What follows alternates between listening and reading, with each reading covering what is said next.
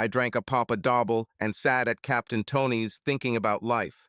Hundreds of signed bras hanging from the ceiling say everything about the atmosphere of the place. The building itself was everything from a glacier to a bad place. The current incarnation dates back to the days of Hemingway. The place was originally called Sloppy Joe's, but the landlord raised the annual rent by $1. So the owner moved the entire saloon, along with the name, down Green Street to its present location. Legend has it that Hemingway stayed in the original building, which was eventually named after Tony Terracino, who was an even more prominent Key West figure than Ernie. Legend also claims that Martha Gellhorn paid a bartender $20 to meet Hemingway there. This led to a whirlwind romance while they both covered the Spanish Civil War. And this affair led to the end of Hemingway's marriage to his second wife, Pauline Pfeiffer, who in turn stole him from his first wife, Hadley Richardson. So it's clear that the 1960s didn't invent adultery. I lived on my boat, which was moored at Conch Harbor Marina. I chose this location because my usual drinking establishments on Duval Street were easily accessible on foot or sometimes even crawled. The boat itself is a C and C40, which is quite a lot for solo sailing. But I'm an excellent sailor and wanted more space. I brought her down the Atlantic Intracoastal Waterway 3 years ago, and unless there was a Cuban invasion, I planned to stay put. My buddy Buster was my only companion. He was also my best friend. He weighs about 120 pounds and looks like his previous job was guarding the gates of hell. But he is incredibly sweet, gentle, and loving behind his scary exterior. The best thing about my big stinky buddy is that he will never leave me. I can't say that about any of the women in my life. It all started at one of the elite universities in the Midwest. I didn't get there because I was rich or smart. I got there because I was very fast in the water. I'd rather be great at any other sport.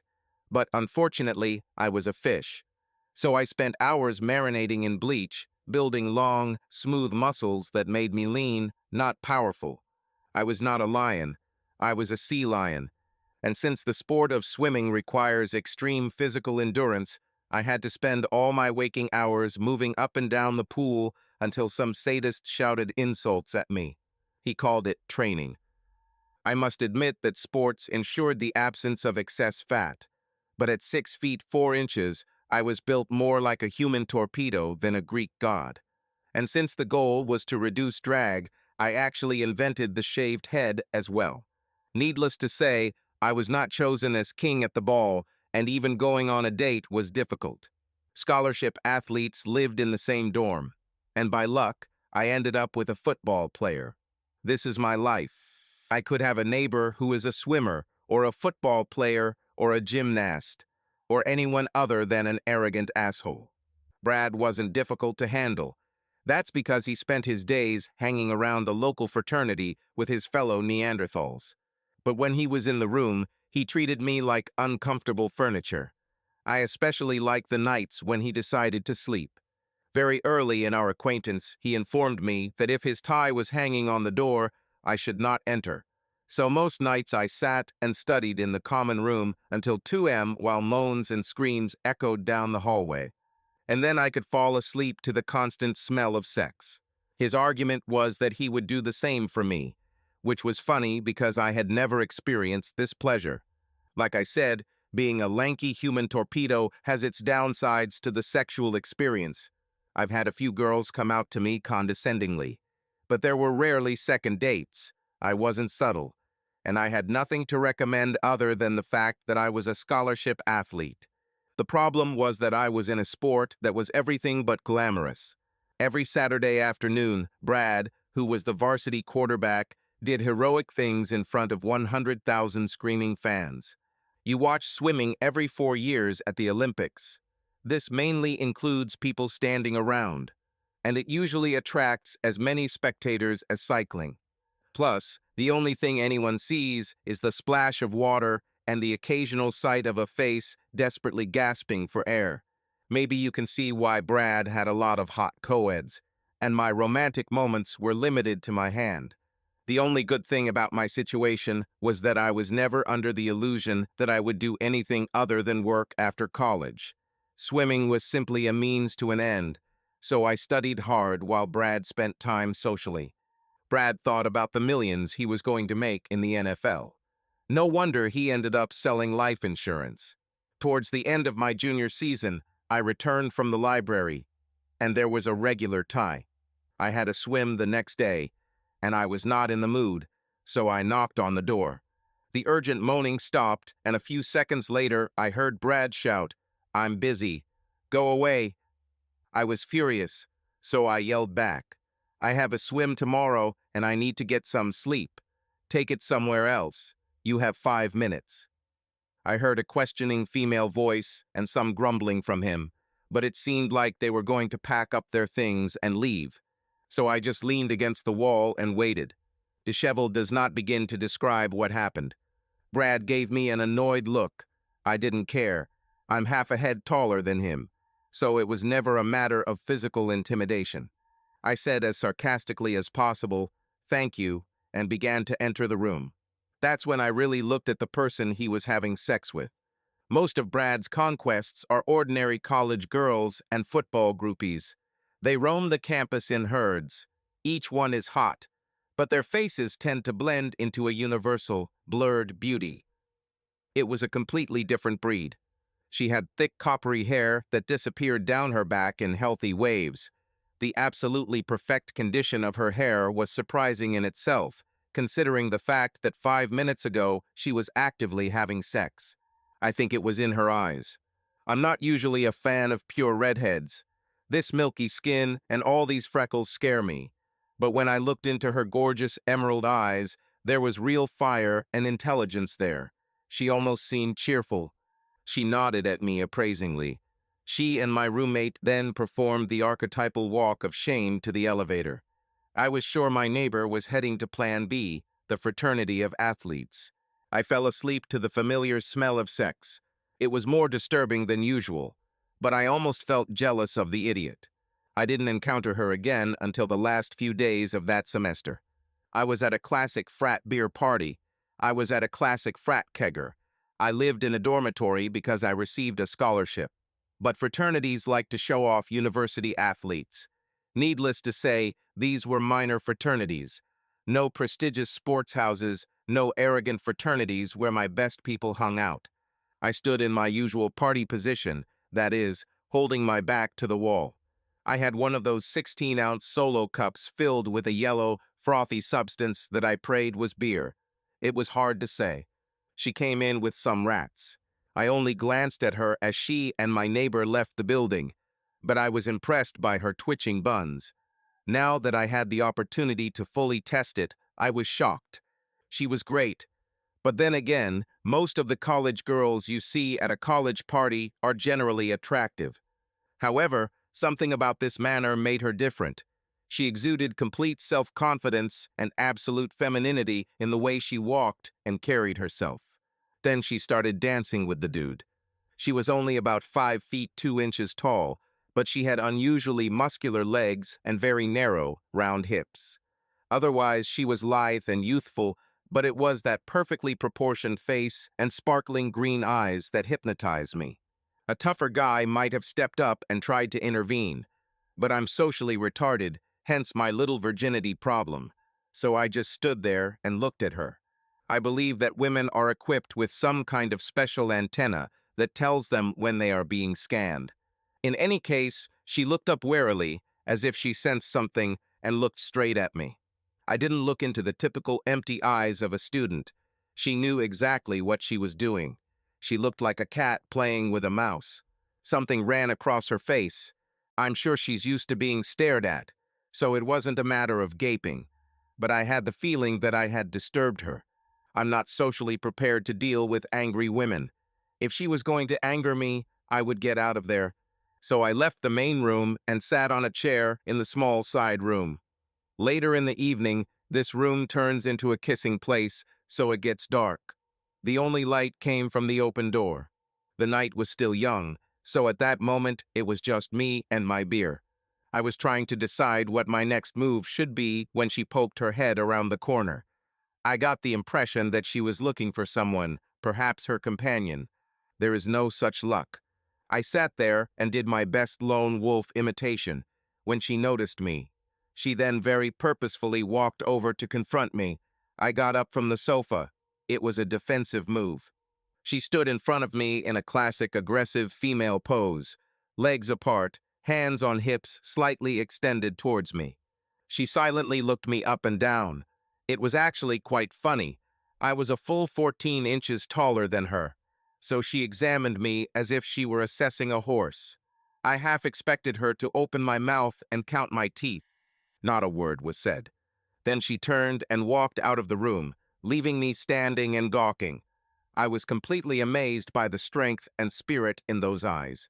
Finally, I pulled myself together and followed her. But when I entered the main room, she returned and had sex with her companion. I headed home. I've never met a woman who bothered me so much. I mostly go with the flow, but I couldn't stop thinking about her. So the next day, I asked Brad. I said, I met that hot redhead girl you had last month. What's her story? He laughed and said, she's ugly. This is her story. I said, freak? What do you mean by that? She is strange. He said in his usual dismissive tone, any woman who isn't grateful after I fucked her is a freak. When we were together, she was a real animal. Then, when I asked her for a rematch, she completely pushed me away. It felt like I was bothering her. Since this is how Brad feels about all of his conquests, I wasn't sure who beat whom. I asked, do you know her name? He said, Cory Winter, but you won't stand a chance with her. I said, why not? I know I'm not you, but I've dated random women. I was lying, of course. He said, because she only dates great guys like me, not idiots like you, no offense. I said, nothing taken. What could I say? Brad was a vain asshole. I'd rather argue with an orangutan. He said, she's probably had sex with 8 guys I know besides me, and everyone says she's the hottest ass they've ever had. She's completely out of your league. I smiled sardonically and said, just asking. And I classified Miss Cory Winter among the large pile of women I knew to be avoided at all costs. At the beginning of my senior year, I was training for the 200-meter dash, which was definitely not my best event.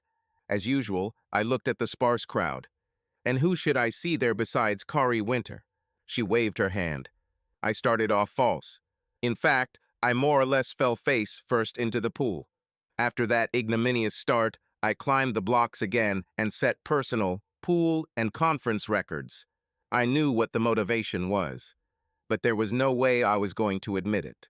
Of course, later that evening, I had to acknowledge her presence. I left the locker room, and she was standing there. I'm not completely stupid. I knew I would have to say something, so I approached her.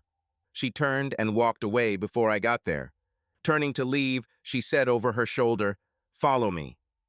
There was no question that I would not follow her. She was wearing faded jeans that probably cost $300 to shed tears in the right place. The most strategic were the 4-inch horizontal rips, right where her big round butt cheeks met her muscular legs. I followed him, watching these breaks move up and down. It was hypnotic. We walked to a small decorative park between 2 hostels. She reached a secluded bench and sat down. I walked over and stood in front of her. It was one of the inexpressibly beautiful evenings of early autumn in Michigan.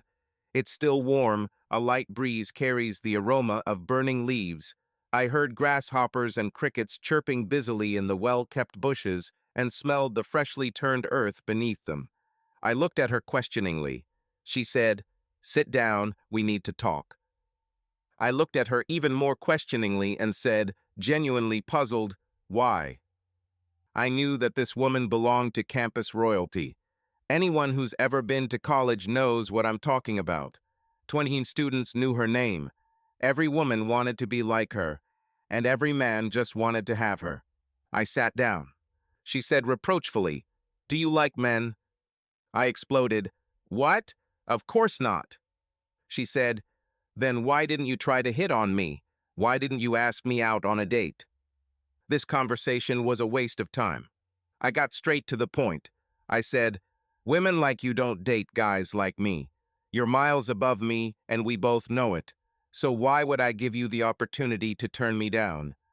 She looked disgusted and said, "It's up to me to decide, not you. What makes you think I wouldn't want to go with you? I've been attracted to you since the moment we first met. Okay, so where is the camera?" I knew I was in an episode of Punk'd. Neither Kutcher nor Goldberg came out of the bushes. Cory just kept talking. She said, "I assume you know my reputation. The dumbass you live with must have told you about me. I'll admit, I've kissed a lot of frogs in the last 4 years, and I haven't found a single prince yet. Just randy frat guys and jocks. I was hoping you would be different." She really looked vulnerable. It must have been an optical illusion. I said, "Brad is a well-known dumbass. I wouldn't listen to a word he said. But I also know that you are considered the hottest girl on campus. You could have any guy from 18 to 80 in the 3 neighboring counties. So what is it about me that interests you so much?" My tone was ultra-skeptical. She said, "You're a sports star, but you don't seem to know it. You spend your time in the library getting ready for life, not at parties. You're tall and handsome, and I like completely bald men." She said the latter with a cat-like smile. I knew that everyone behind my back called me Bald Eagle because of my big nose and shaved head. She added, "What's not to like about it?" Well, it was a surprising state of affairs. I said, "Let me get this straight. You want to try a real date because you find me interesting. I know this sounds a little uncertain, but I still don't believe what I'm hearing." She looked at me appraisingly and said ironically, "And the boy is wonderfully insecure." I looked at her carefully. From her head to her thick copper hair to the tips of her bright red nails, this woman was a movie star. Despite her legendary performances in bed, she was also clearly smart, confident, and very comfortable in her perfect skin. With all these advantages, the only question was, why me? She looked at me with curiosity, as if expecting an answer. So I thought, stop being such a coward and just ask her out. I pulled myself together and said, "Okay, let's go on a date. I'll pick you up tomorrow and we'll taste it. But I warn you that as soon as you don't show me the respect I deserve, I will take you home." She said, a little annoyed, "Respect? What does that mean?" I said, "You know what I'm talking about. They will try to seduce you many times while we are together tomorrow. When that happens, I want you to remember that you are with me." She really looked impressed. She said, "So no flirting or attracting other men, I promise." And she gave me a playful smile.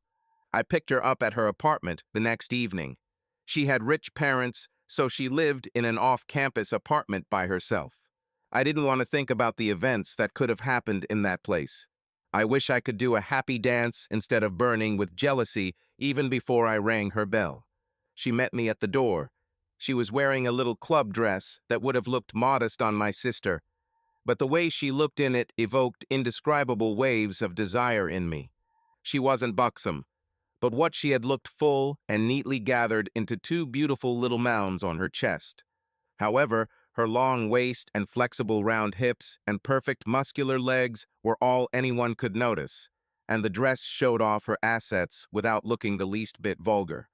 Her 4-inch heels only made those legs look more rounded and fuller. But of course, it was her face and those eyes that fascinated me. She said lightly, "Are you going to stand there and stare, or are we leaving?" I said, "We're leaving, but you're incredibly beautiful." She smiled God. She even had cute dimples. She grabbed her little purse, and we left. What can you say about the evening when you meet the one? We talked all the way to the restaurant. It turned out that she was the daughter of 2 lawyers from Los Angeles and was at the university to complete her law school coursework. She also turned out to be very smart, intellectually curious, and had an amazing sense of humor. She said she dated people like Brad because they were the only guys who asked her out. Unfortunately, I could understand what she was saying. I'm an ordinary guy, and I would never dare approach a woman like her, let alone date her.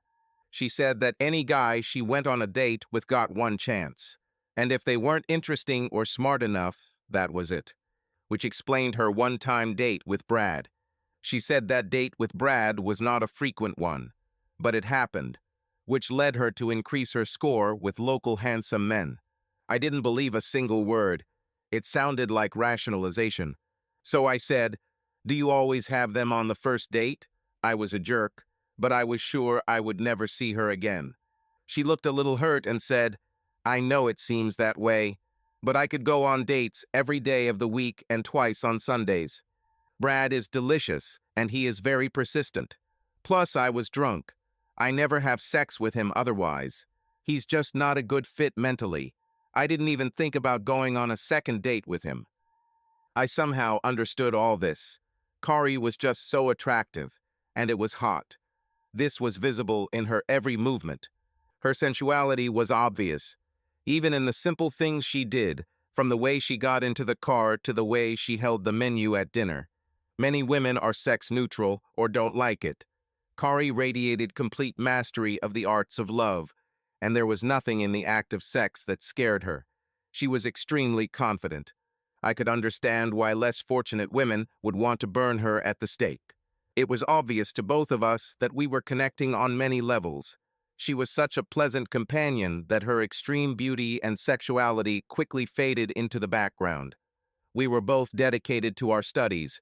We both had a long-term view of life. We cared about serious things, and most importantly, Cory loved to laugh. She was openly passionate in the way she enjoyed every aspect of life.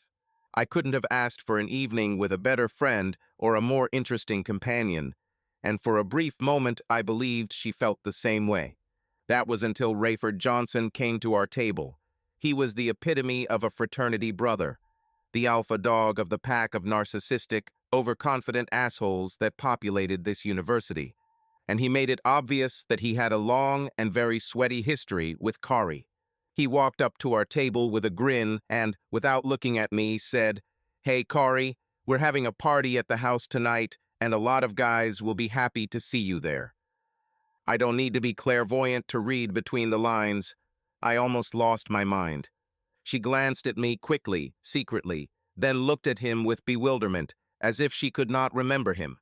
Finally, she pretended to have an idea, slapped her forehead, and said, "Oh yes, your name is Ray, isn't it? What makes you think I'd want to waste my time on guys in your stupid fraternity, Ray? When can I be with a real man? Ray, meet Danny." I stood up to shake his hand. One of my advantages is my height, and I was taller than him by half a head and heavier by 30 pounds, enough to look impressive. I extended my hand in a friendly gesture and said, "Nice to meet you, Ray. Sorry, but I plan on taking up Cory's time from now on." Where did I get this from? He looked me up and down and grinned. "All you're going to do is become the next guy to have her." Then, without shaking my hand, he turned and left. He was angry. So glad. I sat back down and said as sarcastically as I could, "Nice guy." If Ray was angry, then Cory was simply beside herself with rage. She said, "He's a complete jerk." I don't know what I was thinking. Like I said, I've kissed a lot of frogs looking for a prince. This one was more of a horny toad. Then her face softened. She reached across the table and took my hand. She said with genuine emotion reflected in her incredible emerald eyes, "And I think I've finally found him. Can I skip the dance and just come to my place?" Which caused me a serious dilemma. I don't look bad, and I'm tall and well-built if you like aerodynamic figures. It's hard to believe that I was a 22-year-old virgin, isn't it? But like I said, I was either studying or swimming, and I wasn't the most confident guy in the world, especially when it came to women, so I never lost my amateur status. I'm sure Cory would expect the same performance as the dozen or more guys who took advantage of her gorgeous body. And I didn't even know how to get on stage, let alone play. We went back to her house, and she brought me a beer. We sat on the couch in her living room and continued talking. She continued to look at me expectantly. I finally decided it was time to show my cards. She was unprecedentedly frank with me, and I had to give her the same respect by admitting my complete lack of experience with equally brutal honesty. I said, "I know what you're thinking, and I have a secret to tell you." She looked at me with horror. It was as if she thought I was going to admit that I actually like men. I moved closer to her on the couch and took her small hand in both of mine. I hesitated. I didn't want my time with her to end. Meanwhile, she moved away with worry on her face. I could tell she thought I was going to tell her something like I liked seeing her tied up in a rubber suit or something like that. I said, "I hate to admit it, but I'm still a virgin." From her reaction, I realized that this was the last thing she expected to hear. I could probably announce that I'm from the planet Chaot and get a less surprised reaction. How could a modern college student live to be 22 and never have sex? I was terribly ashamed. Then she started laughing. First, laughter appeared in her eyes. Then he took over her entire face. And finally, her body began to shake with uncontrollable laughter. Okay, that was extremely offensive. I didn't come here to be laughed at. I started to get up indignantly, but she grabbed my hand and pulled me back. I was unsteady, so I fell face first onto her large sofa. When I fell, she arranged herself so that I would fall on top of her. I immediately stood up on my hands so as not to put my weight on her. Meanwhile, she frantically rummaged around my zipper. Then it happened. I'm no longer a virgin. I hurriedly entered her bathroom and brought her a cold, wet rag. She was still just lying there, and I began to gently wash her forehead. She slowly came to her senses as if she was somewhere far, far away. Her incredible emerald eyes focused, and she gasped. She said with surprise in her voice, "What did you do to me? I have never experienced anything like this in my life." I shrugged and said, "I don't know. I've never had sex before." She smiled faintly and said, "Well, whatever you do, I want you to do it to me over and over again. Now lie down next to me and hold me." I obediently turned over on my side, and she pressed her big, round, firm buttocks against my body, wrapped my arms around her, and instantly fell asleep. I lay there for a while, smelling her enticing scents and feeling her little twitches in my sleep, and I was scared shitless. There will be no other woman for me. But I only knew her for a day and had no idea what to do next. The next day, they answered this question. I woke up to a bright, sunny autumn morning.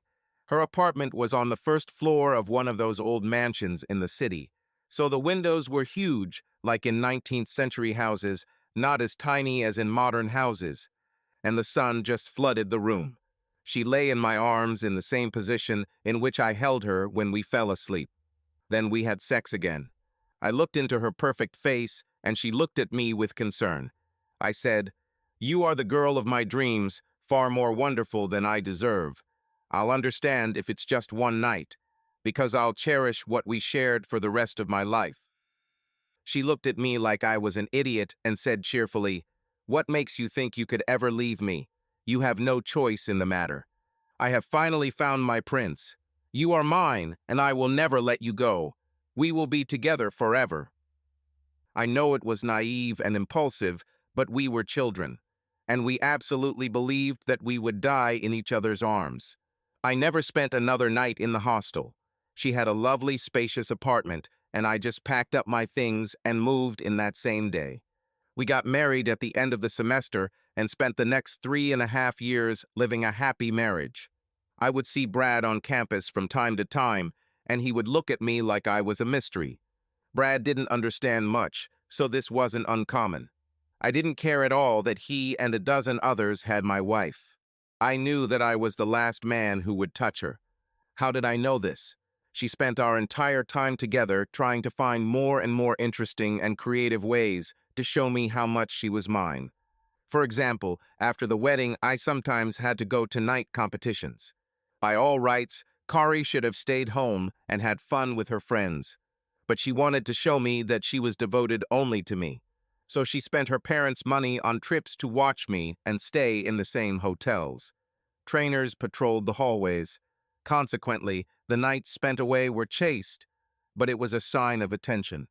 We graduated from university together and celebrated her acceptance into law school with 2 weeks in Jamaica. Since she was still studying, I decided to continue my education too. So I entered graduate school. We went to classes all day, studied all evening, and made love all night. She was my princess, and I was her prince. That is why her death 2 days after her release was such a tragedy. You never think about the horrors that any day can bring. You kiss your beloved wife when she goes for her morning jog, and the next time you see her is in the morgue. All this beauty, all this energy, all this potential, and all this love for life lies broken on an unfeeling table. This is the reality. No guarantees. One chance in a million maybe, but that's life. We collide with each other like so many random billiard balls. Sometimes you win, sometimes you lose big. He was a drunk package driver who claimed he didn't see her. His blood alcohol level was 0.19. He served 3.5 years for manslaughter, and I received $1.6 million in compensation from his company. This is how my happy life ended. We buried her in a beautiful little place on a hill in Southern California. It was near her parents' house. I flew there with her and went through the whole ceremony, full of tears. Danny Jones was now nothing more than a ghost. I might as well be buried with her. Her parents were sympathetic, no, loving. They knew what we meant to each other, but they had their own special grief. Cory was their only child, their hope, dreams, and immortality. They had the same exhausted, desperate, anguished expression that I did. I kept moving forward because life is merciless. You either march or you die. I was afraid to die, so I marched, although very reluctantly. However, all the fabulous confidences were left behind. I honestly believed that my life would work out. Thanks to fantastic luck, I met and married my soulmate. Our children would be beautiful and our lives would be fulfilled. But the gods laugh at human arrogance. Instead, I went through all 9 circles of Dante's hell. Looking back 50 years, I now understand that you go through a series of completely separate rooms in life. The room you are in is your current reality, and it seems like you've always been there, even if the room you were in before was completely different. It's not a matter of forgetting your past. Rather, it is a case of the demands of human existence constantly overriding your situational memory. It was the same with me. I closed the door of heaven. Never enter it again in life. Since I had no reason to live, I threw myself into work. Swimming took up a lot of my time when I was a student. As a result, I did well in school, but not brilliantly. Now that I had all the time in the world and no one to share it with, I discovered that I was exceptional. Cory was never far from my thoughts. That's why I dedicated everything I did in my life to her. So after I got my PhD, I did what all good little PhDs do. I started looking for a job at the department. I didn't have to work. With insurance and compensation, I could live comfortably on the interest. I was just painfully lonely. I had to do something to keep my sanity. Given the quality of my degree and my research, I had a choice of places, but I thought I could do the most good inside the belt. So I eventually took a position at a university in Fairfax, Virginia. Every good school requires a traditional march for tenure. I've been through it, and by the time I got it, I was 35 years old. I knew I would be doing the same thing year after year for 40 or 50 years. Contemplating the emptiness ahead was like looking at a journey through the go-by desert without water. They say you truly die when the last person alive forgets you. This is why people like Alexander the Great and Julius Caesar have immortal in front of their names. My only goal was to keep Cory's memory alive. She never left my thoughts, although my real life passed in the fog of everyday life. No matter where I was or what I did, she was still alive in the world I lived in. Sometimes I even talked to her as if she were standing next to me. I'm sure that the tall, unmarried professor with the strange habit of muttering under his breath caused occasional rumors about my sanity, but I didn't care. She was always with me, and I felt what I felt. Then one day, after 24 long years, I felt different. At 49 years old, I went from a young, muscular, slender man to a middle-aged, still very fit, slender man. I grew my hair out as soon as I finished competing, and they were rather unkempt and disheveled. It was ironic that I was completely bald in my youth, but in my middle years I had a full head of dirty blonde hair. I was still swimming in the university pool, but that wasn't what I did as a child. I was just trying to keep in shape. One day, I was taking a relaxed backstroke to cool down after a workout when a woman appeared on the pool deck. Apparently, she was going to swim down the path next to me. I only saw her briefly as she put on her goggles and took a dive, but she was amazing. Cory was a small woman, 5'2" tall. This woman was closer to 5'10". Cory had the silky white skin of a redhead. This woman was dark-skinned and looked Italian. But the main difference was the size of her breasts. Cory had normal size, beautifully formed breasts. This woman's breasts could stop the movement. She was slim, the word fit comes to mind, but her breasts were huge. I just assumed she had multiple surgeries to get mountains like the two underneath her tier swimsuit. No sagging. She slid past me in a beautiful, relaxed style. I was more impressed by her swimming than by her breasts. This should give you an idea of what a good swimmer she was. I finished my workout, so I got out of the pool. But I had to stop for a minute and look at her. She was as sleek as a seal, with long legs and waist, and her powerful style indicated that she was likely another former student athlete with all the physical advantages that implied. I hope to see her again. It was an amazing reaction. I had no interest in women for 10 years after Cory was taken from me. Once you've experienced a woman like Cory, the rest pale in comparison. It would be like going from steak to oatmeal. Over the next 10 years, I tried to return to a normal life. It was a complete waste of time. I had one chance at the gold ring, and fate decided to snatch it from my hand. There's just no return. However, this new woman piqued my interest. Her freestyle swimming style attracted me more than her incredible body, but I felt some kind of movement in my soul on this common ground. However, even though I trained at the same time, I never saw her again. I finally ran into her a few weeks later in the most unexpected place.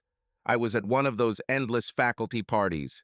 I was there by order, personally summoned by the dean. Otherwise, I would be in any other place. I stood against the familiar wall, holding the ubiquitous glass of sherry. Sherry is always served at these events. Apparently, they think this way you won't get too drunk at 2 ounces per drink. I stared blankly at the room, wanting to be anywhere but here, when the dean appeared in front of me.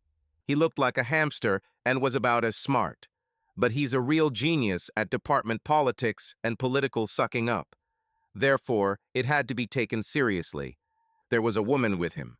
He said, "Danny, I want you to meet Janet Luca. She just got hired in your department, and since you're an old-timer, I want you to show her around, maybe give her a little guidance." I looked over and saw the mysterious woman from the pool. The gods spend a lot of time laughing at me. She was taller than a hamster, with thick dark brown hair cut into a preppy bob. She also wore a full preppy outfit, a cashmere cardigan over the obligatory white Oxford shirt, a gray pencil skirt, and 3-inch heels. She looked like she had just stepped out of the pages of a J. Crew catalog. And she was amazing. She clearly tried to hide her body as much as possible, but it was impossible. Her breasts were too big. The impressive black string of pearls around her long neck pointed in my direction and not towards her feet as it should have. I said, "Of course, boss." And the hamster left, having fulfilled his duty. I turned to her and extended my hand, trying to speak in a neutral tone, and said, "Danny Jones at your service." She looked cheerful and said, "I saw you at the pool, so there's no need to pretend you don't know me." I chuckled and said, "That was impressive style. Did you swim in college?" She replied, "I swam at Berkeley for 4 years." Well, kindred spirit. I said, "I was doing the same thing in Ann Arbor, but that was probably 10 to 15 years before you." She said, I was a student 12 years ago. So this was about 15 years ago. We then began an hour-long exchange of stories about our sporting achievements, which led to an evening at the Willow restaurant in Fairfax. By the end of the evening, I knew that she had an exceptional sense of humor and that she was an expert in the field of political science. She also had a degree from the Ridge School, which is located in Erie, Pennsylvania. It's a leading school in the field, but seriously, Erie. I also knew she was great. When I took my eyes off her protruding breasts, I saw a perfect oval face and very dark, almost black eyes. Those eyes had the same intelligent sparkle as my Cory's. Her lips were sensually seductive. She was like the hottest preppy of all time. For the first time in 24 years, I felt attracted. She was a recruit and had only been in town for 3 weeks. She was still living in a long-term hotel while she was looking for a place to live. This search was complicated by the fact that she had no idea where the area was. The next day was Saturday, and I arranged to meet her for breakfast at the IHOP near the Ballston subway stop. I chose this location because it was easy for her to get to from Clarendon. But coincidentally, it is also a common secret meeting place for big shots from various alphabet agencies in the area. She was dressed preppy casual today, typical chinos, and one of those cardigans with a blue, red, and yellow diamond patterned cape over a light blue turtleneck, with boat shoes on her feet, light gold chain around the neck. She was spectacular in her portrayal of Xena, the war princess visiting Wellesley. She did a full makeover, and I was forced to up my rating of her face from beautiful to otherworldly. It was mainly because of her eyes. Those eyes were huge, dark, and hypnotically seductive. I managed to find a spot in their parking lot, so after some coffee and chat, we set off to find her a place to live. I told her that the smartest thing to do would be to find an apartment near a metro stop, so we rode the Orange Line most of the day, and she finally settled on a neat little place in West Falls. When we were done looking for an apartment, I took her back to her hotel in the Clarendon area. She seemed hesitant and thoughtful as we drove back, so I asked her what the problem was. She said, "Now that you have done your duty, will I see you again?" I said, "This is a real pleasure, not a duty, and we will see each other often on campus. My office is not far from yours in the same building." She said, "That's not what I meant. Will we see each other socially?" I said, "I haven't had a date since my wife died. You were probably in high school then." She looked shocked and said with horror in her voice, "Your wife died? How did this happen?" I tried to keep the pain in my voice as I said, "She was hit by a drunk driver while she was jogging. We were only married for 3 years. Her untimely death tore out my heart and trampled on it. I have not looked at a woman since that day 24 years ago." Then I hesitated a little and carefully added, "Until now." She looked stunned and said, "What do you mean by that?" Okay, I totally screwed it up. I quickly retracted that statement so she wouldn't think I was some kind of psycho stalker. I said, I find you attractive, and for the first time in years, I have a desire to get to know a woman better. I don't know what it is, maybe in general, but I want to explore our relationship further if you do not mind." She did what only women do when they seem to melt. She took one of my hands in her two and said with sincerity, "I would really like that."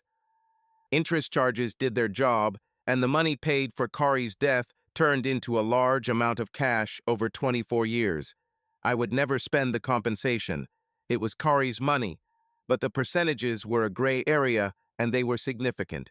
So I bought myself a boat. It was purely a survival mechanism. Being on the water was the only way to combat the overwhelming feelings of boredom and cosmic resentment that constantly washed over me. I thought Cory would approve. I had to survive to preserve her memory. Janet and I still had a lot to discuss before making any decisions. A day on the boat seemed like a neutral way to start it off, so I invited her to go swimming the following weekend. I ran into her several times over the next week. She was completely professional in her interactions with me. She was a smart girl. She had been in academia long enough to know that faculty members had about the same level of maturity as high school students, especially when it comes to talking about matters of the heart. I was a senior teacher, and she was a novice and designated mentee. We both could foresee a lot of gossip that could ruin a career in such a situation. She was still in the process of moving into her apartment, so I picked her up from her place in Clarendon. She was dressed for the boat ride in modest white shorts, boat shoes, and a navy blue polo shirt with a small alligator on it. This was the first time since our first meeting in the pool that her body was truly visible. It was great. You can't compete at the college level without having nice, muscular legs. But the round butt and shapely thighs in these shorts were also a work of art. Given the challenge her large breasts posed for casual wear, the Izod polo was perhaps the most elegant compromise. She wore her shirt untucked, so it kind of hung off her front, which left the impression that she was hiding watermelons underneath. But at the same time, she looked athletic and completely sexy, or at least how sexy a woman with such a figure could look. I kept the boat at James Creek Marina behind Fort McNair. The 7-mile trip took the usual 45 minutes in Washington, D.C. traffic. All the way to the marina, we talked about her first week.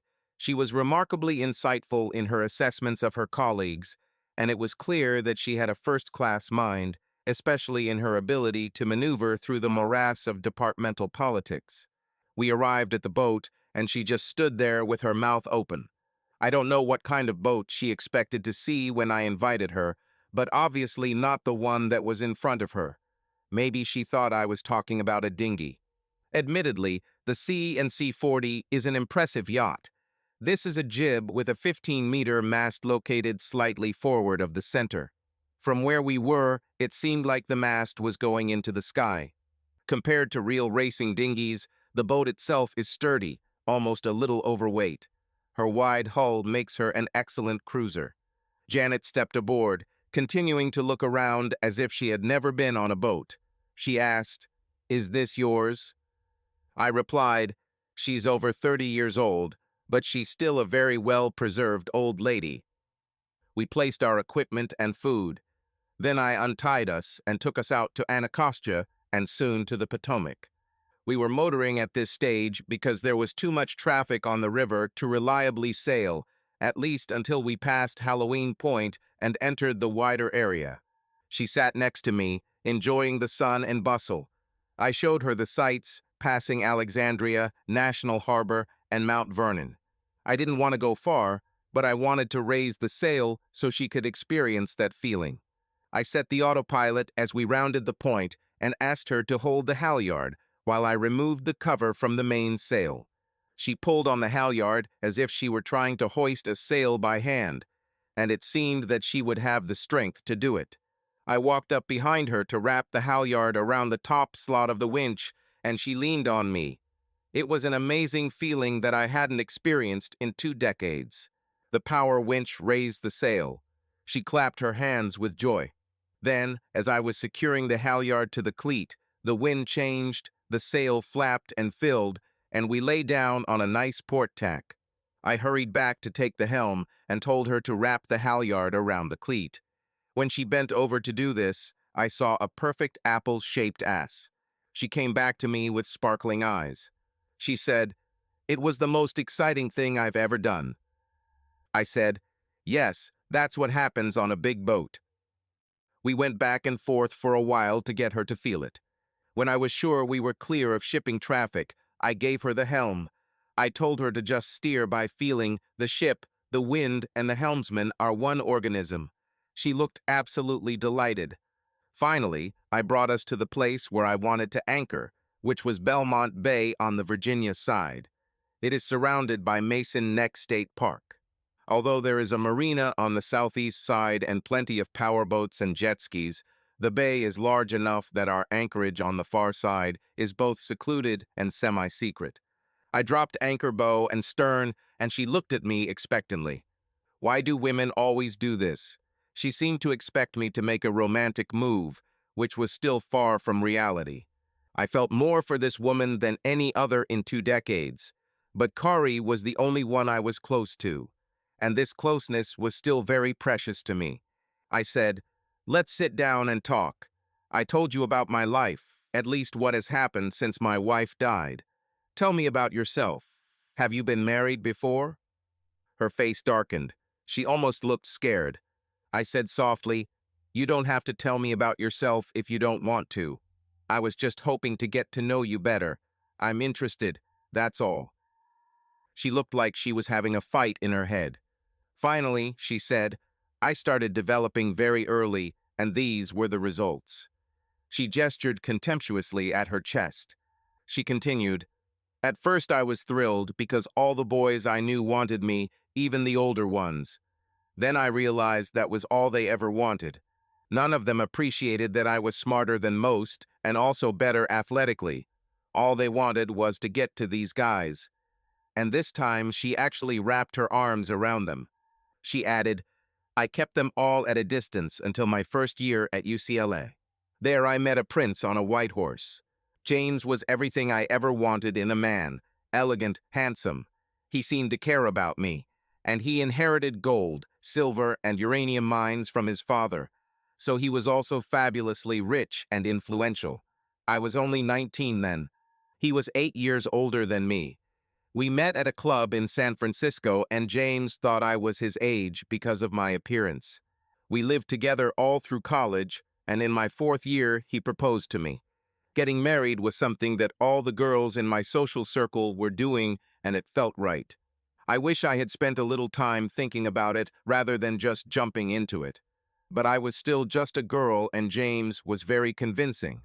The problem was that from the moment we got married, I became one of his possessions, and he turned into a control freak. He hid this little obsession well from me during the courtship, but once we got married, he started making his own rules, sometimes in quite physical ways. So I became the princess in the tower. Living with him was my worst nightmare. He didn't want me to do anything other than be at his disposal. My life was dictated to me. I was not allowed to have meaningful conversations with men, and God help me if I flirted or danced with someone.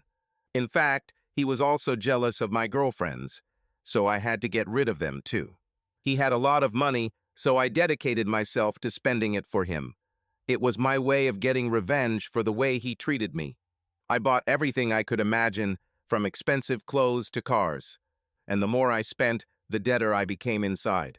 He didn't care how much I spent as long as I didn't express my opinion or do something of my own free will, and he expected me to fulfill any sexual whim he demanded. The word girl for money comes to mind. The sex was often disgusting and humiliating, but I had no choice. He completely owned me. It was a living hell. I was allowed to continue swimming because it kept me in shape to support his ego. But that was only in our pool at our home in the Santa Monica Mountains. I couldn't divorce him.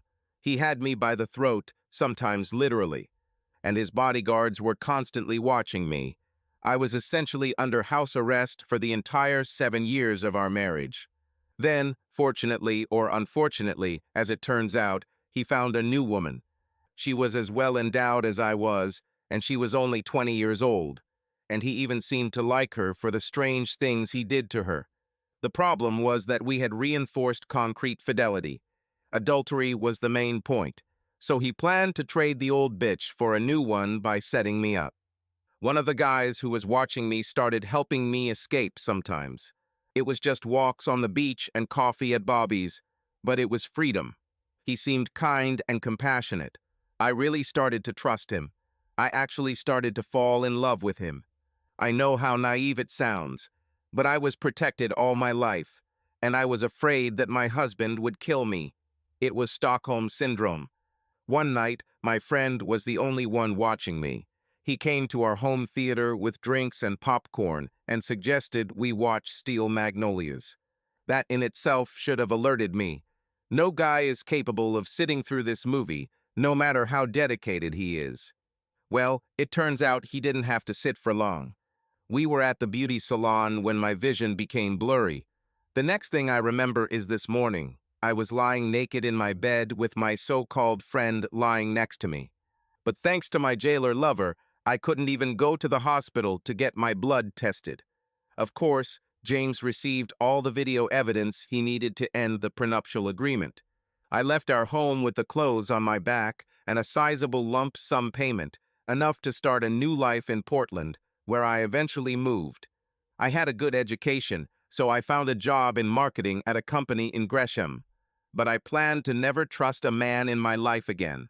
I worked there for a year and tried to restore my wounded mind and self-confidence. I didn't date or even look at men. They were the cause of my problems in the first place. I did make a few friends. One of them had just gotten out of the army. She was stationed up north at Fort Lewis McChord doing reconnaissance, and after a year of talking to her about the field, we both decided to qualify. So Margaret and I packed all our things and drove 2,500 miles to Erie. It was the best 3 years of my life. We lived together in an old house in the city center. I lived the life of a graduate student, and at the age of 33, I finally found my purpose in life. I even started dating again, but it was completely different from when I was a student. And all the men I dated were younger than me. I was never serious with any of them. Men were the cause of my problems. But Margaret finally met the man who was perfect for her. He was also a veteran and an honest, hard-working guy. She married him after we all graduated and we went our separate ways. I found my way here and met you, and that's the end of my story. She sat back down, looking at me as if I was going to take her home after finding out all her dark secrets. It was very touching. I said, "So life has cheated us both. I lost my wife for no apparent reason, and you were used and betrayed by your ex-husband. It seems like we are perfect for each other." She made that same look again. It was somewhere between melting and sexuality burning inside. I never understood what goes on in the jungle of a woman's mind. She came up to me, wrapped her arms around me, and, tilting her head back, looked into my eyes. Many emotions played in her gaze. I was uncomfortably aware of the feeling of her large breasts moving between us. She said with some irony in her voice, "From the moment we met, I felt that you were the first man I could trust. Is this true or am I wrong?" I said, "You can trust me as a friend. You can trust me as an advisor. You'll probably never be able to trust me as a sexual partner because I haven't been with a woman since my wife died. In fact, you're the first woman I've held in my arms in 2 decades." She looked stunned and said, "How is this possible? How could you do this?" I said, "It's easy when you're broken. We're both broken. Maybe we can help each other put Humpty Dumpty back together." This was not the beginning of a wild sex frenzy on a boat, but nevertheless, something did happen that night. I went down to the galley and prepared what we had brought, and we ate and talked for several hours in the cockpit. We observed wildlife, ducks, geese, and the occasional heron. I drank a little wine, and she drank a lot. I ended up getting one of the sleeping bags I kept in the sail compartment, and we lay down on the foredeck, watching the sunset, and then just holding hands, looking up at the stars. She pressed herself against me, her large breasts lying on my chest, and her head on my shoulder. Sometimes she would get up and look at me carefully while we were talking. One of these times I looked into her face and saw the depth of emotion in her endlessly dark eyes. Her lips were close to mine, and what happened next was natural, even after 2 decades without anyone. Her lips touched mine and we kissed. We were both fully dressed, but I think it was a more passionate fight than if we had actually made love. She made pitiful little efforts as she squirmed beneath me. The strength of her female body was indescribable.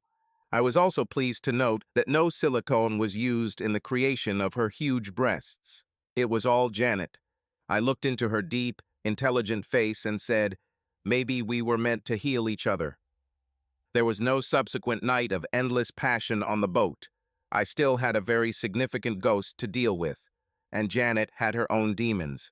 All these things prevented us from immediately moving towards sexual connection or even love. But what we did was break the barrier of intimacy. A woman's body became special to me for the first time in 2 decades.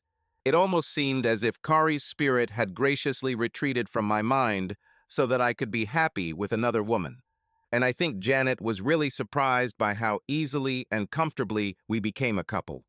We worked together as colleagues when we were on campus, but the evenings were different. 12 years ago, I bought a condominium in Georgetown. I acquired it after I was promoted to full professor. It was much bigger and better than her apartment, and eventually Janet began to live there. The transition between dating and moving in was moving and illustrated how deeply wounded she was. In my case, I lived alone for so long that I had to learn to live with someone again. In her case, it was the belief that I would not be her husband. She was like a wild animal. Most of the time, we were calm and loving each other, but the slightest difficulty made her run back to her apartment. However, we eventually got used to each other. That's the only way I can explain it. It was simply a matter of becoming completely comfortable with the wanderer. We lived everyday lives, and our union was built on humble, everyday things. I've seen her in every possible situation, from morning hair to killer outfits. We shared newspapers at breakfast and in the evenings in front of the TV. We went everywhere and did everything as a couple. And inevitably, the daily routine brought us closer until we finally became lovers. It wasn't an instant passion like with Cory. It took several months for us to take the final steps to strengthen the alliance. It all started with her sleepovers. It was quite logical. We were completely confident in each other's motives at that moment, and so her sleeping with me was not a problem. But making love was too far away for either of us to contemplate. We loved each other so much that neither of us wanted to cross that irreversible line between friendship and the problems that sexual intimacy might pose. I still wasn't ready to leave Cory behind, even though my wife had been dead for 25 years. Janet acted like a victim. If anything, she was clearly traumatized by the way her husband used her body. She slept with me in a pair of panties and a long UCLA football jersey, no bra. We often woke up hugging each other. To be honest, this thought crossed my mind. You'd have to be an Easter Island statue not to get horny waking up with her muscular leg resting on top of yours and her huge, soft breasts pressed against your chest. But I never acted because I still considered Cory my wife. I remembered a similar situation 25 years ago, and everything down there became soft. And Janet clearly had the same ambivalences. It was as if the moment we became intimate, she knew that I would turn into the monster that her husband was. This problem was solved because alcohol is faster. One evening, we were downtown on M Street, and we both drank a lot. So we cheerfully returned to the condo, which was next to the Chesapeake and Ohio Canal towpath. I usually sleep in a t-shirt and boxers, but the room swayed slightly, so I just took off all my clothes and dove under the covers. Janet looked at me, and she did the same, laughing all the way. It was like a copycat game. I've seen her naked before, but it was like that for many married couples, part of the daily routine. I never really looked at it because I knew where it would lead, and I wasn't ready to go there yet. But in the state I was in, it was inevitable that I would appreciate her body, and I was drunk enough to not care what that meant. She was incredible. Swimmers tend to be slim, like me. Janet was the embodiment of strength, not aerodynamics. She was completely curvy, with broad shoulders and a thin waist that flowed into muscular thighs and world-class legs. I knew she was strong. We had enough heated, not quite finishing sessions for it to stick in my mind. But really looking at her naked body now, all I could think about was making love to her. She climbed into bed next to me, still laughing. I rose up on one elbow and looked into her eyes. She looked back at me. She was completely in love. I pressed my lips to hers, and she opened up to me like a flower. It was obvious that Janet had learned a lot from her ex-husband, and she was very aggressive. We lay there for a few minutes, not saying anything, when she spoke in a trembling voice. She asked, "Will you change now?" "Damn it, I knew it," I said with confidence. "Yes, honey." I heard a sigh of despair. I said, "I'm going to change into the most loving, caring, and devoted husband you've ever had." There was a long silence as she took in this new information. She then screamed in absolute delight, "Husband, so you want to marry me?" I've been thinking about this for a while. This experience provided the missing element. I said, as soon as possible, my love, I'm ready to put on a ring so everyone knows that you're mine. She threw herself at me, crying. She said, oh God, I've never wanted anything more in my life. So we got married. This was a surprise to all our colleagues as we were conducting our relationship under the radar. But they could see how much we loved each other, and several of them seemed kind of happy for us. The rest didn't care. What can I say? Academicians are a little more narcissistic than cats. We settled into the routine of faculty life. We gave our lectures, conducted research, and wrote articles. When we weren't doing that, we enjoyed each other's company.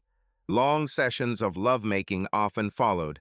A dozen years flew by in a whirlwind of joy, peace, and love.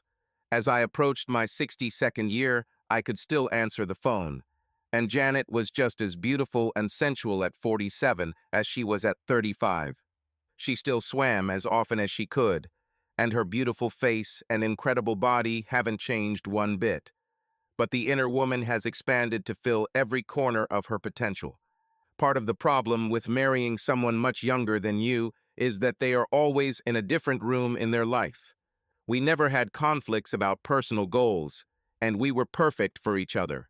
But Janet was no longer the woman I married 12 years ago, and I was definitely not the man I was then. Her intelligence and strength of character led her to leadership positions in both academia and politics. While I reached a point in my career where I began the process of taking stock, I wasn't ready to go out to pasture yet.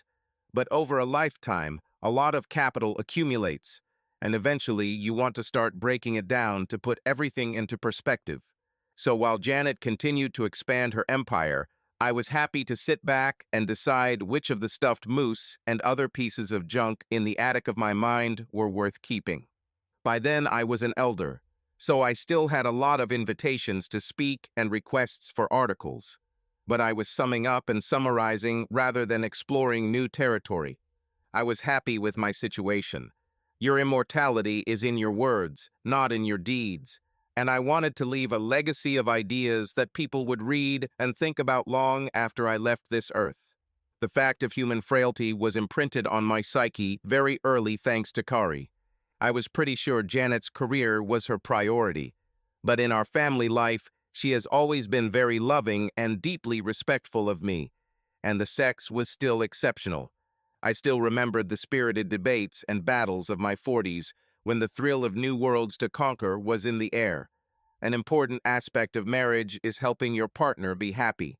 In that regard, I think I have become a safe haven for Janet. Our marriage gave her a protected space in which she could retreat and recharge. It was comforting and safe for her. But Janet was clearly happiest when she was conquering new worlds. The problem with empire building is that it forces you to look outward instead of inward, and you may lose sight of the important things in life. Confused priorities will color your actions. I never doubted that our marriage was important to Janet, but people can have illusions of grandeur when they have been winning for a long time. And Janet simply lost sight of her own mortality. She began to think that she was invincible. Believe it or not, the first sign of trouble in paradise was provided by one of the students. Students will do anything to make a personal connection with you. It's not that they're trying to make you like them. They just think they'll get a break if you know who they are. Richard Bowen was the nerd of nerds, and I already knew him. But he was also a world-class sycophant, so there wasn't a single part of my life that he wasn't trying to connect with. He worked part-time as a waiter at Restaurant 1789, which is located near the Georgetown campus. One day, he was sitting in my laboratory, more or less interrupting what I was doing. He said, purely for conversation's sake, I saw Professor Jones last night. I said, that's good. He added, she had dinner with Professor Willis. He got my attention, but I didn't react. Janet was supposed to be in Baltimore for a counterterrorism session. She arrived so late that I was already asleep. I asked, are you sure it was her? He replied, oh yes, I would recognize Professor Jones anywhere. She is so beautiful, and everyone noticed her in the dress she wore. By this, I meant that the little caresser was referring to Janet's obvious assets in something low-cut. This puzzled me. She left for class in the middle of the day in her usual pre-university clothes. She did not tell me that she was going to deviate from her original plan, which was to attend the seminar at Hopkins. And why shouldn't she change into a sexy evening dress? More importantly, where would she do it? Additionally, the man she was allegedly with was a junior staff member we hired at the beginning of the previous school year. Norbert Willis was a 40-year-old geospatial intelligence expert fresh out of Duke and the university's local phallic symbol. He was perhaps 6 years younger than Janet. His classes were packed, not so much because of the knowledge he imparted, but because of the way he did it. He was very handsome in a friendly, East Coast, prep school, 6th grade, angelic, choir boy. Obviously, he was from a wealthy family. Not many newly hired junior professors have a place in the Palisades and drive a Mercedes SOK, and he definitely had an eye for women. As a senior member of the department, I had to give him a mandatory lecture on sexual harassment after one of the students complained. And he definitely treated me like his father during the conversation, which I very well could have been. Everyone knew that he was a thoroughbred libertine, and I may have been 60 years old, but my brain had not yet fully calcified. Janet stood out among all the women on this campus, both in terms of beauty and sexuality, so I assumed he spent a lot of his free time barking at her tree. Normally, I would have ignored Bowen's little fib because it didn't make any sense. But if what he said was true, then it was something I needed to investigate. Because Janet clearly didn't bother to tell me about her change of plans. But we didn't have such a relationship. She was sitting at the kitchen table grading student papers when I got home. She wore an oversized baggy Georgetown sweater and yoga pants, and her brown hair was pulled back into a messy bun. She chewed on a pencil eraser, something she did when she was concentrating. It was an absolutely charming sight. There might have been a good explanation for why she wasn't where she said she should be. So I wanted to give her the opportunity to not barge in and scream, "What the hell, Janet?" However, I had to know the story. She raised her mouth for the usual passionate greeting. I poured a cup of rosehip tea and sat down opposite her. When we do this, we always have a light conversation. It's a nice way to reconnect after a long day in the salt mines of the academy.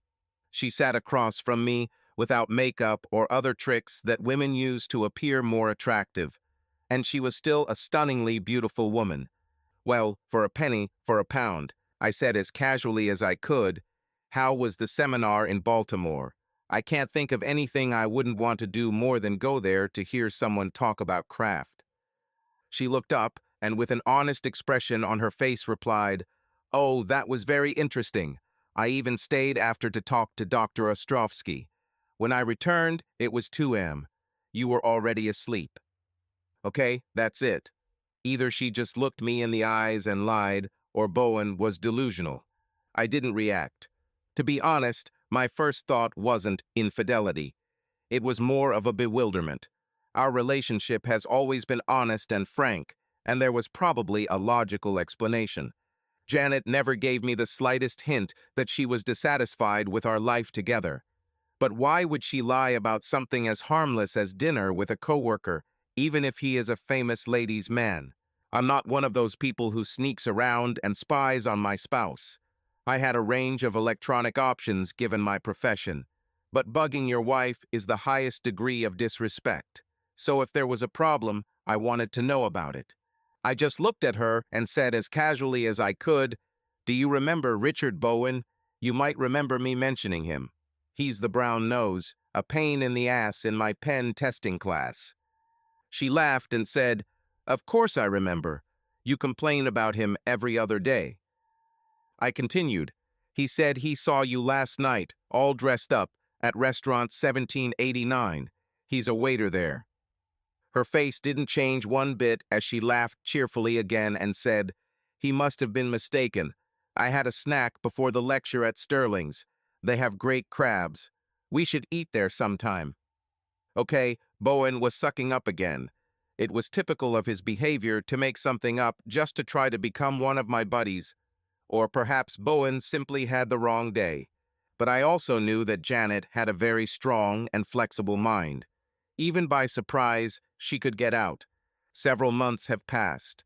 Our relationship was as great as ever. We talked and laughed and made spontaneous love. Then I ran into Hamster in the corridor. We've made common colleague-to-colleague politeness necessary when you can't avoid someone. He asked me if I was going to the IACA conference. This year it took place in Chicago. I told him Janet was going, but I have too much to do here. I was due for a chapter I was writing for an anthology on cybercrime profiling. He looked pleased. Deans are always happy to hear about faculty publications. This reflects well on their leadership. He said, "In this case, Janet and Norb will represent us well." If it weren't for Bowen, this little fact would have passed me by. I suddenly became very interested in their travel plans. I nodded and said conversationally, "Are they the only ones going?" He said, "They are the only ones who have applied for funding for the trip. Perhaps someone else will go at their own expense, but I doubt it." I said something funny about the teachers and walked down the hallway thinking, why didn't she tell me that?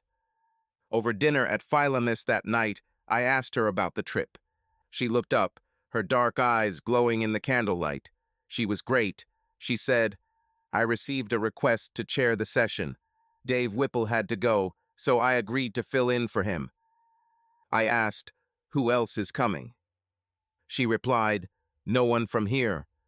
This was said without hesitation and without any emotion. It was a simple statement. This was another lie, unless she knew Willis was coming. This is not a strange situation, since teachers are rarely in one place at the same time. Perhaps she really didn't know. But it was strange enough that I decided to take action. I am perhaps too straightforward in my life. But my only response to what I don't understand is to confront it and figure it out. This was a situation that needed to be resolved and not left to chance. I said, "Professor Willis is coming too. Did you know about this?" She hesitated for a moment and said, "No, I didn't know that. Perhaps we can meet when we are there. Do you know if he is staying at the conference hotel?" Okay, she was a great liar. I said, "I think you knew about this, and it makes me wonder what else you haven't told me. I hope there is nothing between you two. You are a beautiful woman, and I don't blame men for pursuing you. I know Willis is the star of the campus now, but he is also known as a student harasser and a thoroughbred ladies' man. One day, he will be caught by someone who cares, and that will be the end of his career. So I hope and expect that you will respect our marriage and maintain a professional relationship whenever you two are together." She looked almost offended, or was it wariness? She may have been reacting to my comment about the students. She said, "You're the man I love. All I ever wanted was to be married to you. Norbert is nothing compared to you, and we mean too much to each other for me to risk anything with him. I really didn't know he was going to be there until you told me." It sounded convincing. Perhaps I answered my own question.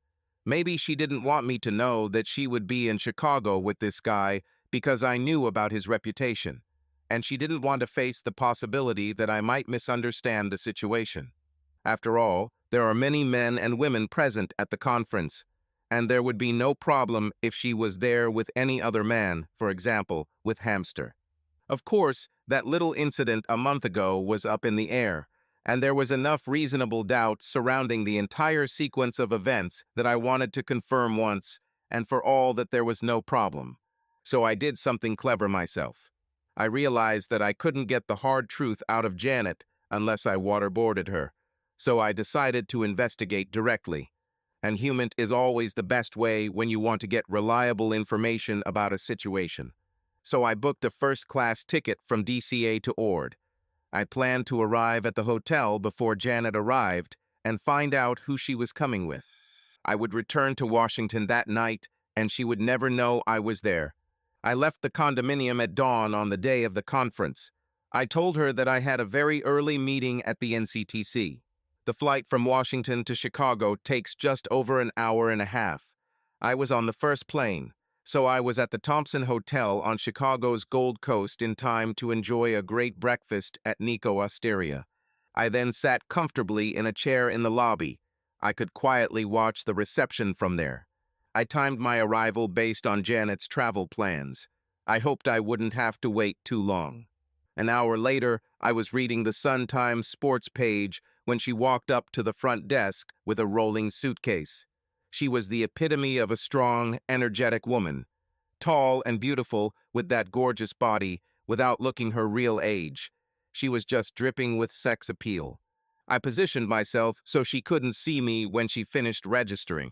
She turned towards the elevators with joyful anticipation. There, she was joined by a handsome man of about 40. He was also pulling a suitcase behind him.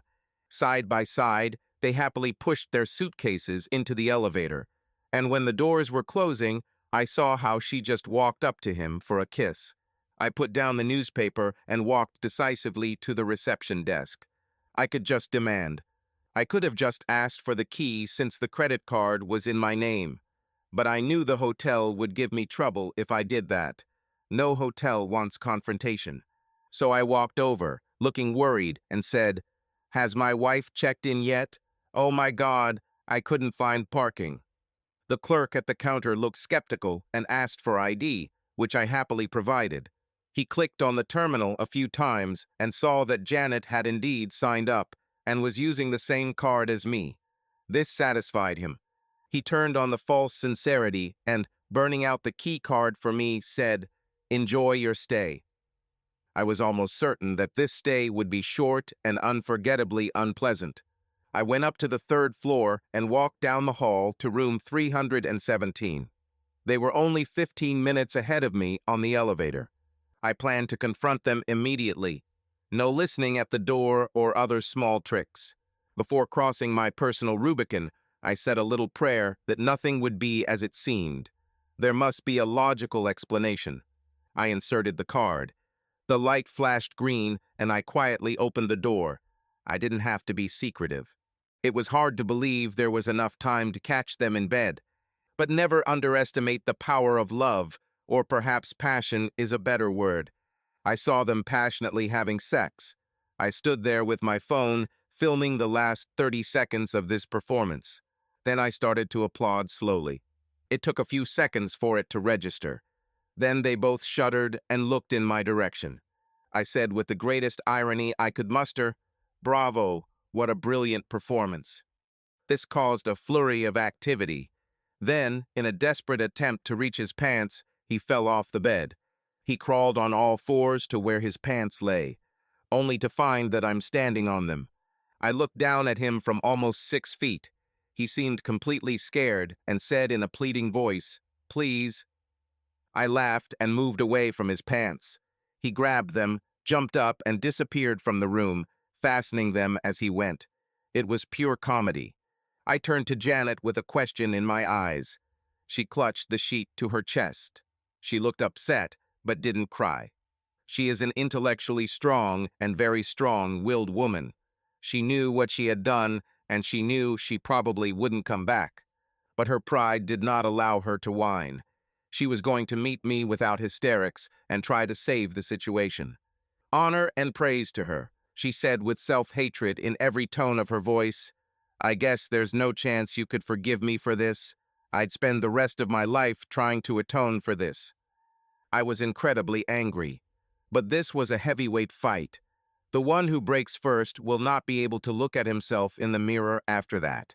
I said with complete confidence in my voice, "No way. The only question left is how we end this.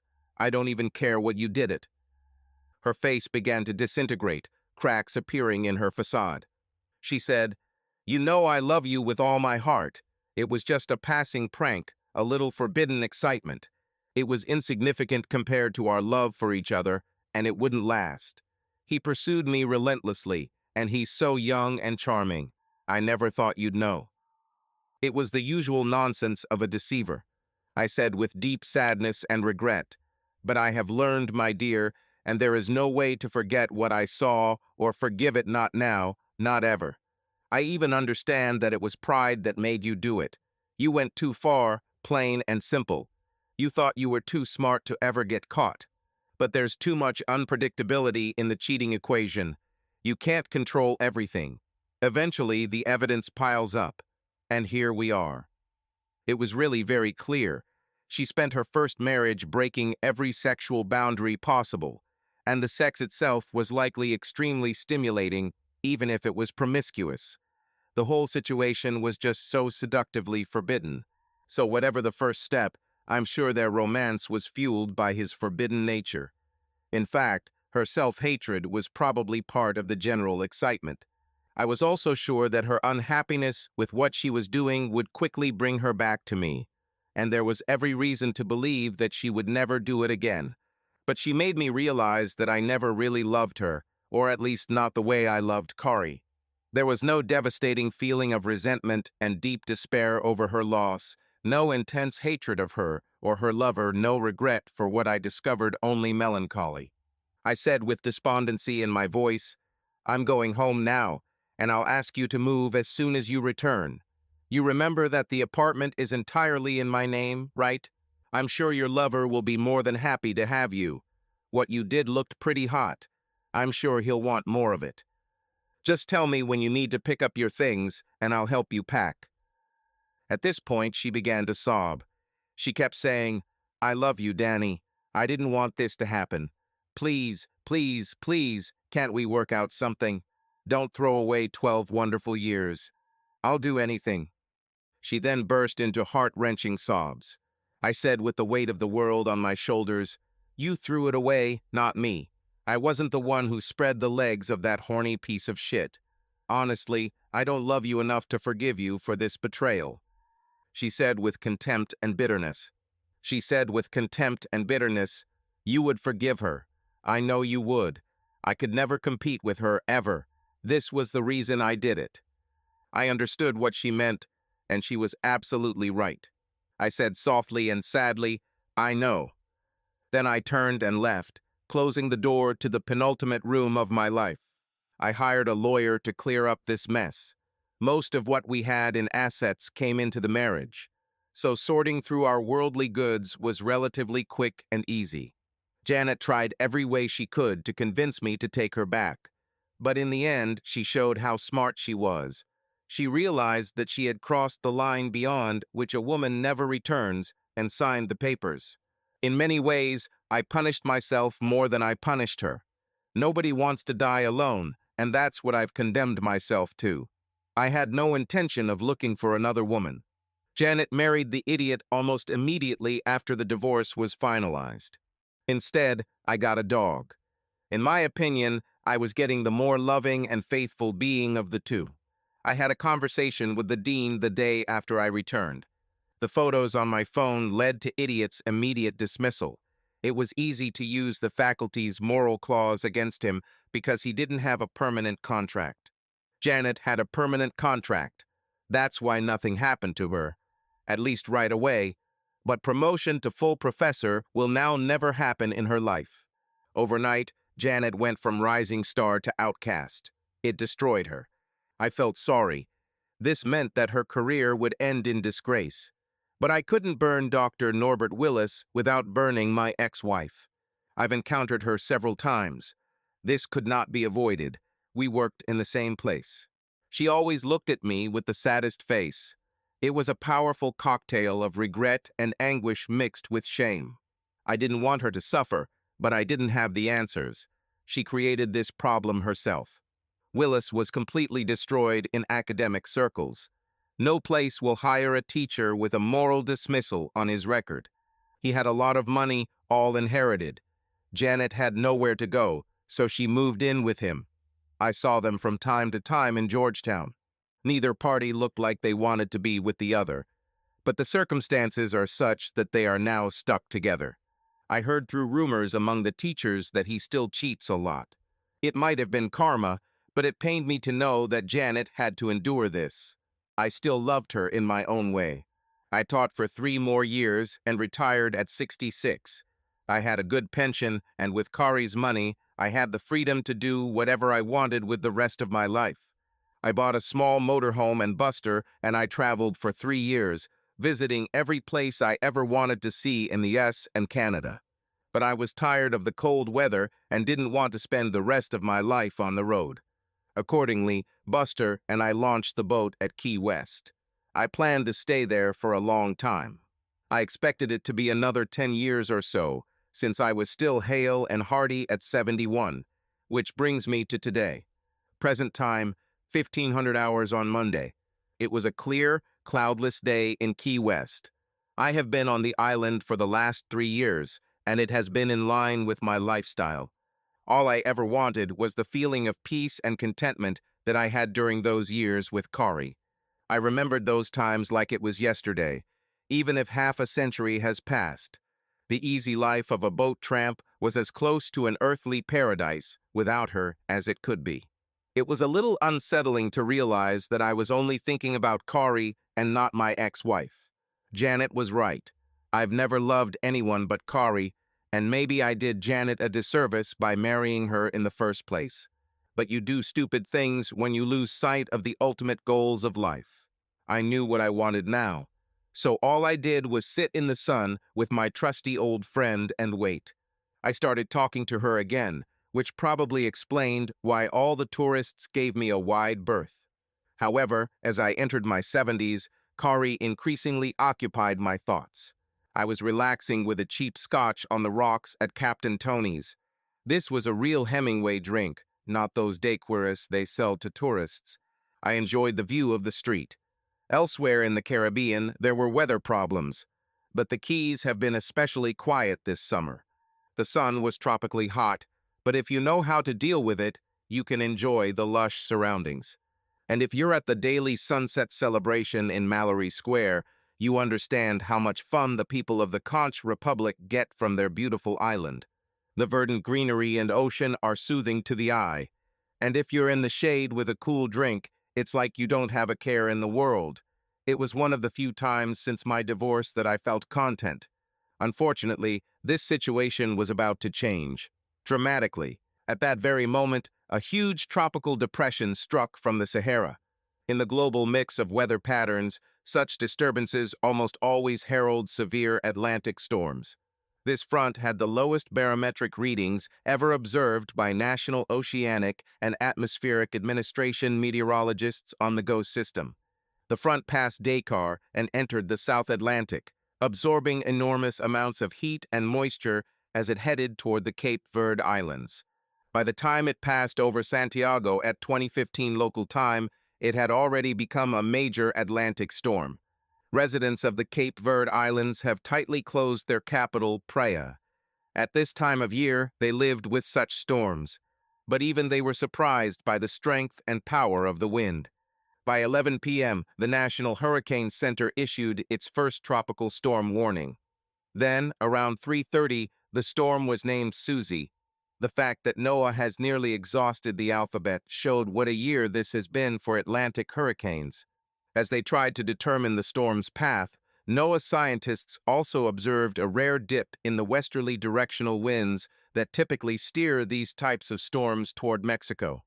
Without these winds, the tendency of cyclone storms to move toward the Earth's poles has accelerated their northward movement. Initial GOES data indicated the target could range from Cuba to North Carolina. The weather this year was especially warm, so as Susie made her way across the Atlantic, she gained strength to the second category.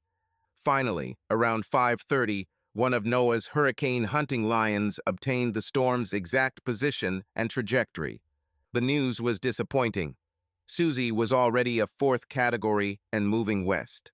To make matters worse, when most hurricanes approach land, they tend to return to the ocean. Susie, on the other hand, was moving in a straight line towards the windward islands of Cuba and the Florida Keys. The last time a Category 4 hurricane directly hit the Keys was in 1935, killing more than 400 people. A NOAA C-130 aircraft broke through the leading edge of the hurricane and ended up in the eye of the hurricane. It was a beautiful day in the eye, completely surrounded by a hurricane wall. The pilot always considered this one of the strangest phenomena of a cyclone storm. The four Allison T-56 F-15 turboprop engines had nearly separated from the wing getting them there, and the pilot was in no mood for the return trip. But he found what he needed. Susie was truly a Category 4, and she was angry. As she began to advance on the Windward Islands and the southeast coast of Cuba, Susie finally began to veer north.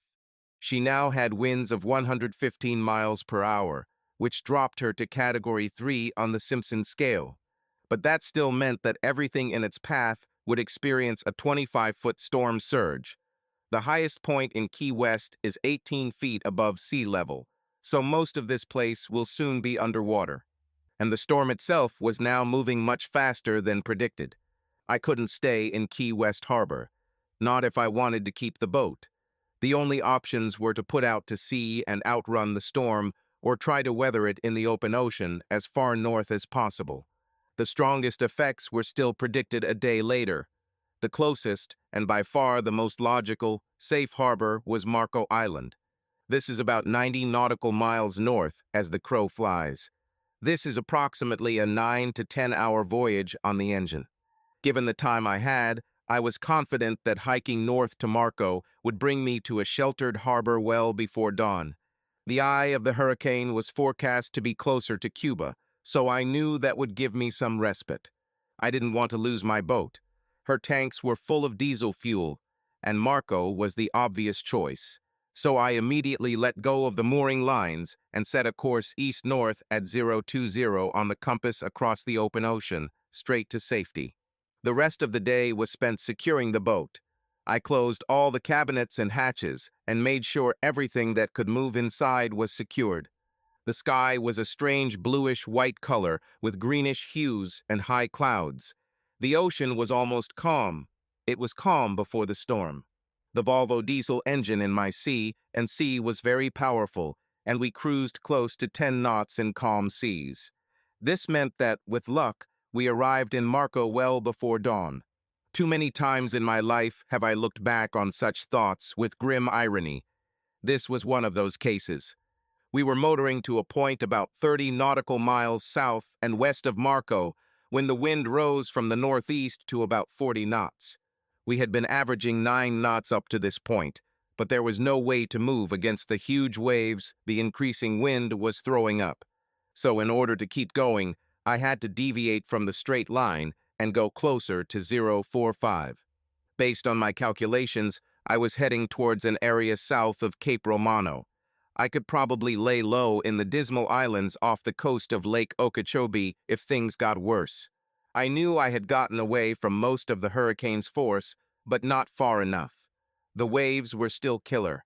The sun had set 4.5 hours ago, and the waves were in the 10 to 12-foot range, crashing on the port side. I told Buster I wanted him in the cabin. He told me in his most eloquent dog language where I could shove my good intentions. So I put a life jacket on my brave but stubborn old friend, and together we went out into the storm. At that point, I closed the cabin, effectively making the boat waterproof no matter what hit it. The boat was riding a roller coaster ride through the waves, but was still holding relatively strong when the first of the really big waves hit us on the port side. We were in relatively shallow water at that point. I knew this because such waves are a consequence of depth. We rose maybe 15 feet and hit the bow, sinking the boat all the way to the bow. We surfaced back as soon as we hit the second wave. She was probably 20 feet tall. We went up and down, and this time the boat sank all the way to the cabin. We had to get water because I heard the pumps turn on. I tied both Buster and myself to the helm post using ropes to our life jackets. It was a good decision because Buster flew past me as we were diving, and if I hadn't secured him to something solid, he would have fallen overboard. He dusted himself off and said, "God im Himmel." Did I mention he was part Rottweiler? I held on to the helm for dear life and told him, "You're right, buddy." We continued like this for another hour. The waves were not breaking waves, but coil waves. We climbed to the ridge and then plunged 20 or 30 feet into the depression. The rain stung my face like pellets, even through my insulated storm jacket and goggles.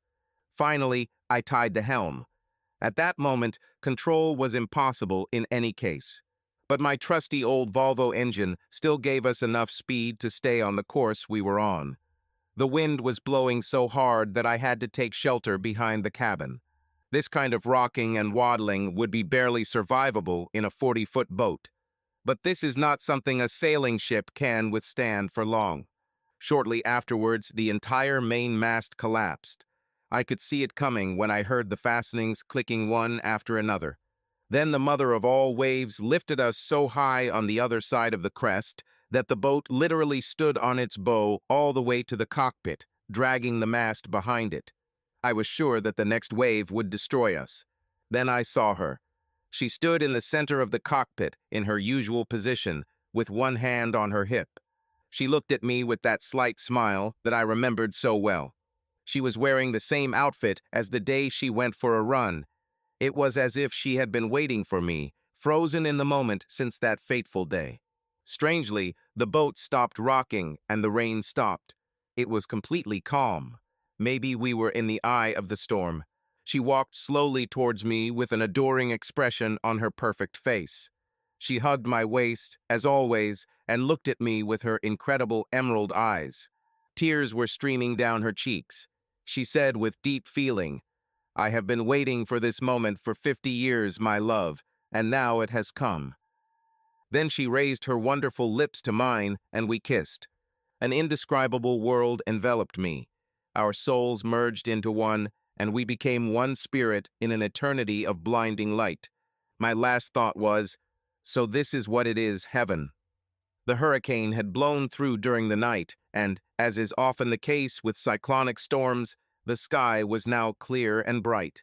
A Coast Guard Sikorsky 61R He-3549 helicopter from us Coast Guard Station, Islamorada, searched for survivors. They received a distress call from several ships in the area and were searching for survivors. Sea King was at the limit of its search quadrant when the crew saw a large debris field along with a lifeboat. The boat was completely closed. The S-61 went into a standard hover at 25 feet, and the rescue diver was lowered. He unfastened the outer shell of the lifeboat and began to wave for lifting. The chief on-board technician lowered the rescue strap from the winch. The diver grabbed him. What followed was a surprising amount of fiddling around in the boat. It was even more surprising when the diver put his finger up to lift the passenger. The passenger was a large dog. She complained loudly all the way up to the helicopter.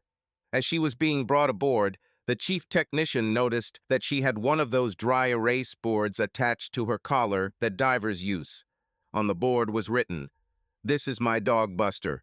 Please take care of him. Now I'm with her." Subscribe to our channel so that your love doesn't cheat on you, and go ahead and listen to the next story, because this story is nothing compared to the next one. If you're under 18, don't even click to the next one.